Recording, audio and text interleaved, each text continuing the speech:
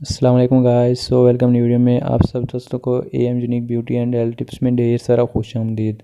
Guys, आज की video में मैं आपसे शेयर करूंगा कि अगर आपके पाँव के निचले हिस्से से तपिश निकलती है या आपके पाँव में सुइयां चुभती हैं तो ये अमूमन मर्ज़ होता है शुगर के मरीज़ों का, जिनके पाँव के निचले हिस्से से तपिश हर वक्त निकलती रहती है और सुइयां चुभती हैं। तो इसके अलावा नॉर्मल लाइफ में भी ऐसा होता है, जब गर्मियाँ ज़्यादा होती हैं तो ये मसला ज़्यादा सामने आ जाता है। तो ये दोस्तों, ये जो कैप्सिडोल एफ लोशन आपको स्क्रीन पे नज़र आ रहा है, आपने इसका यूज़ करना है। इसको आपने खोल के लगाना है। तकरीबन थोड़ी सी मिकदार में इसको आपने अपने पाँव के निचले हिस्से पे लेप कर देना है। ठीक है, उसके बाद आपने 5 मिनट तक मतलब वेट करना है। इसको उतारना वगैरह बिल्कुल नहीं है, ये खुद अंदर जज़ब हो जाएगा। तो आपको 10 मिनट के अंदर आपको आपके पाँव में दर्द है निचले हिस्से में या तपिश वगैरह है तो इससे आपको रिलीफ़ मिल जाएगा।